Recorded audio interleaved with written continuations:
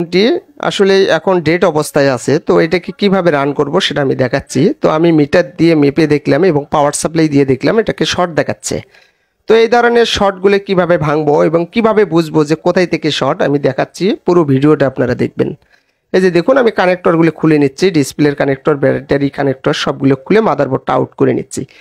যেহেতু শর্ট, তো আসলে শর্টটা দুই জায়গার থেকে হয়, পাওয়ার আইসির আশেপাশে শর্ট হয় এবং নেটওয়ার্ক সেকশনে হয়। তো আগে আমি নেটওয়ার্ক সেকশনটা দেখব। এই যে দেখুন, আমি নেটওয়ার্ক সেকশনের ওপরের যে হেডসিনগুলো আছে এটা আমি কেটে নিচ্ছি। এই যে দেখুন, আমি এই সাইডটা কেটে নেব। কেটে নিয়ে যে ওপরের যে টিনটা আছে সেই টিনটা আমি তুলব, কারণ প্রত্যেকটা সেকশন আলাদা আলাদা, network section, power section, control section আলাদা আলাদা।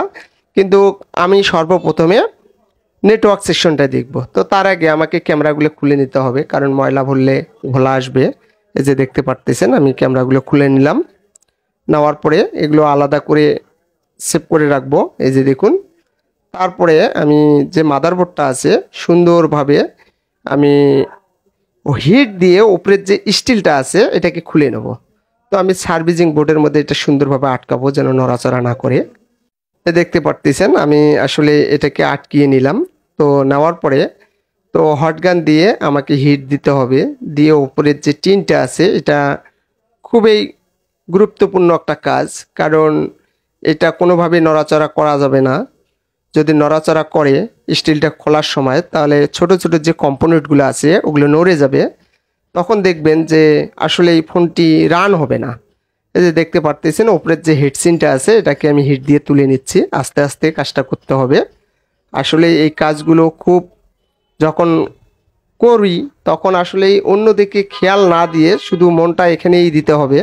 এই যে দেখতে পারতেছেন আমি আসলেই খুবই ভালোভাবে মানে ধৈর্য শক্তি নিয়ে কাজগুলো করতে হয়। এই যে দেখতে পারতেছেন আমি এটাকে খুলে নিলাম। নেওয়ার পরে হেডসিনটা, এই যে দেখুন হেডসিন খুলে নিলাম। তো এখন ওপরের যে স্টিলটা আছে এটাকে খুলে নিতে হবে। তো আসলেই হিট এমনভাবে দিতে হবে, মানে মিষ্টি মিষ্টি হিট, একবারে বেশি দেওয়া যাবে না, নইলে আবার বোর্ডটা ফুলে যাবে, তখন আবার সেটটা রান হবে না। এই যে দেখুন আমি হিট দিয়ে নিলাম। দেওয়ার পরে এক সাইড থেকে আমাকে এটাকে তুলতে হবে। এই যে এক সাইডে আমি, এই যে দেখুন আমি হালকাভাবে একটু ধরবো, ধরার পরে আমি উপরের দিকে আলতোভাবে টুইজার দিয়ে ধরতে হবে, এটা দিয়ে হবে না। এই যে দেখুন আমি টুইজার দিয়ে ধরতেছি, ধরে আমি এটা তুলতেছি। একবারে জোরে তুললে আবার চলটা উঠে যাবে, চলটা উঠলে আবার ফির সমস্যা হয়ে যাবে। এই যে দেখুন প্রিন্টগুলো ছিঁড়ে যাবে চলটা উঠলে। এই যে দেখুন খুলে গেল, এই যে খুলে গেছে এটা। তো এখন আমি কি করব, আমি ভালো করে পরিষ্কার করব এখানে।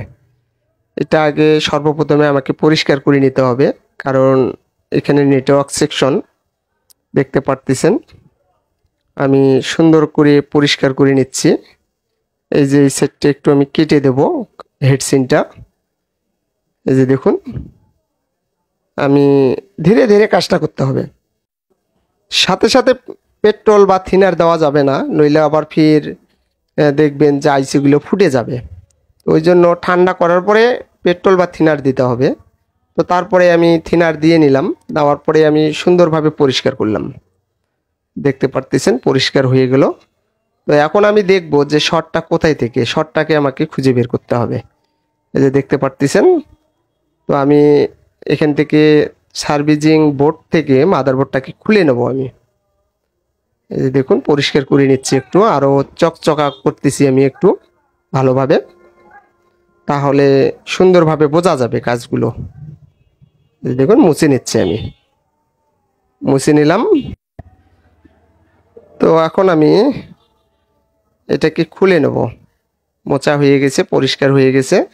সার্ভিসিং বোর্ড থেকে এটাকে আমি খুলে নিচ্ছি। নেওয়ার পরে এখন আমি পাওয়ার সাপ্লাই দিয়ে চেক করব তা আসলে শর্টটা কোথায় থেকে। আমরা যখন কুইক চার্জার বা পাওয়ার সাপ্লাই লাগাবো তখন যে কম্পোনেন্টটা প্রবলেম ওটা গরম হবে, বেশি গরম না হলেও হালকা গরম হবে। আমাদেরকে হাত দিয়ে দেখতে হবে, কারণ যেগুলো ফুল শর্ট বা ক্যাপাসিটার এগুলো অতিরিক্ত গরম হয়, আর যেগুলো হাফ শর্ট বা অল্প শর্ট সেগুলো আসলেই বোঝা যায় না, খুঁজে বের করতে হয়।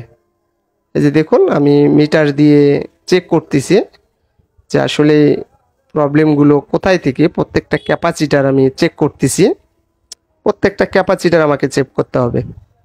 এই যে দেখুন আমি মিটারটা ঘুরে নিলাম, মিটারটা ঘুরে নিয়ে আমি দেখলাম প্রত্যেকটা ক্যাপাসিটার আমি মেপে মেপে দেখতেছি। এই যে দেখুন আমি দেখলাম কিছু বুঝতেছি না, তো আসলে এখন আমি পাওয়ার সাপ্লাই বা ব্যাটারি লাগাবো, লাগার পরে দেখবো যে আসলে কোন কম্পোনেন্টটা গরম হয়ে যায়। এই যে দেখুন আমি চেক করতেছি এখন। এভাবে যখন বুঝবো না তখন এইভাবে নখ দিয়ে বা আঙ্গুল দিয়ে ঠেসে ধরতে হবে একটা একটা করে, তাহলে বোঝা যাবে যে কোথায় গরম হচ্ছে। এই যে দেখুন উপরের দিকে গরম হচ্ছে, এই যে এখানে এখানে গরম হচ্ছে, অনুভব হচ্ছে গরমটা। তো এখানে যেহেতু একটা ক্যাপাসিটার আছে তো এখানেই গরমটা হচ্ছে, তো সম্ভবত এখান থেকেই শর্টটা। তো দেখা যাক কী অবস্থা, আমি আপনাদেরকে দেখাচ্ছি। এখন আমি পাওয়ার সাপ্লাই দিয়ে এখন আমি একটু দেখব। পাওয়ার সাপ্লাই দিয়ে দিলে হবে কি একটু এম্পিয়ার বেশি থাকবে, তখন একটু গরম বেশি হবে।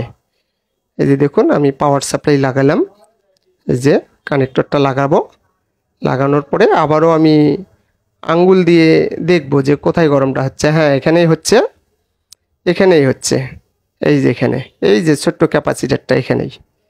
তো আমি এই ক্যাপাসিটারটা আগে আমি রিমুভ করে দেবো, অর্থাৎ আমি এটাকে তুলে দেবো। তো তার আগে আমি একটু রোজনের গুঁড়া দিচ্ছি এখানে, যে দেখি কোনো প্রকারের ছোট ছোট কম্পোনেন্ট যেহেতু এখানে আছে তো কোন জায়গাটায় প্রবলেম।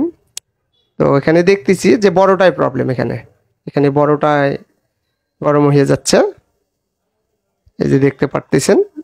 তো আসলে আমি ওটাই তুলে দেবো, এই যে দেখুন ওটাই গরম হচ্ছে। তো কিছুক্ষণ ওয়েট নিলাম, আমি দেখি না ওটাই গরম হচ্ছে, তো আমি ওটাকে ভেঙে দেবো। এই যে দেখুন ক্যাপাসিটিটাকে আমি ভেঙে দিচ্ছি, এই যে ভেঙে দিলাম। তো এখন আশা করা যায় পাওয়ার সাপ্লাইও দেখতেছি যে শর্টটা নেই, শর্টটা পড়ে গেলো, এখন কোনো গরম হচ্ছে না। এই যে এখন কোনো গরম হচ্ছে না।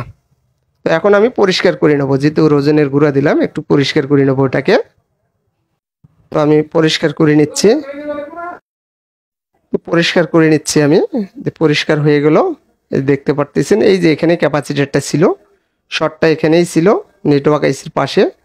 তো এখন আমি ব্যাটারি লাগাবো, এই যে ব্যাটারি কানেক্টরটা লাগালাম, লাগার পরে এখন আমি চালু করে দেখব যে সেটটা চালু হয় কিনা। অবশ্যই চালু হবে সেটটা, যেহেতু শর্ট সেরে গেছে। এই যে দেখতে পারতেছেন আমি চালু করতেছি, চালু করে দেখাচ্ছি আপনাদেরকে। এই যে দেখুন চালু হয়ে গেছে, এই যে দেখুন রিয়েলমি সেটটা চালু হয়ে গেল। তো আসলে শর্টটা কিভাবে বের করলাম আমি, আসলে তো আসলে সেটটা রান হয়ে গেল। তো আসলে প্রত্যেকটা কাজ যখন আসলে করব তখন আসলে আউট নলেজগুলো থাকতে হয়, যে আসলে কোথায় থেকে প্রবলেমগুলো হয়। এটাকে আসলে আউট নলেজ থাকলে খুব সুবিধা হয়। আর সবচাইতে বড় কথা, কাজ করতে করতেই অভিজ্ঞতা এমনিতেই হয়ে যায়, যে আসলে কোথায় থেকে হতে পারে, কোন জায়গার থেকে হয়। কাজ করতে করতেই অটোমেটিকলি আসলে মাথায় এসে যায় যে এখান থেকে হতে পারে। এই যে দেখুন কাজটা হয়ে গেল। তো আসলে এই ধরনের কাজগুলো যারা বোঝে না আসলে তাদের জন্য এই ভিডিওটা, আর যারা বোঝে বা সিনিয়র ভাইয়েরা তাদের জন্য এটা নয়, এই ভিডিও নয়। যে দেখতে পারতেছেন সেটা রান হয়ে গেল, সব কিছু ঠিকঠাক আছে। তো এটাকে আমি এখন সেটিং করব। এই যে দেখুন চার্জও নেই, ব্যাটারির মধ্যে খুব অল্প পরিমাণ চার্জ আছে।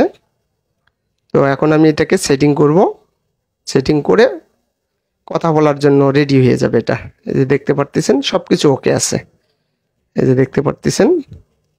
তো এই ধরনের শর্টগুলো মানে যেগুলো হাফ শর্ট সেগুলো খুঁজে বের করতে একটু কষ্ট হয়, আর যেগুলো ফুল শর্ট সেটা তো কোনো কথাই নেই, কুইক চার্জার লাগালে অটোমেটিকলি বোঝা যায় যে কোথায় থেকে প্রবলেমটা, মানে ওখান থেকে ধুমা উঠে যায় যেখানে ফুল শর্ট হয়। কিন্তু হাফ শর্ট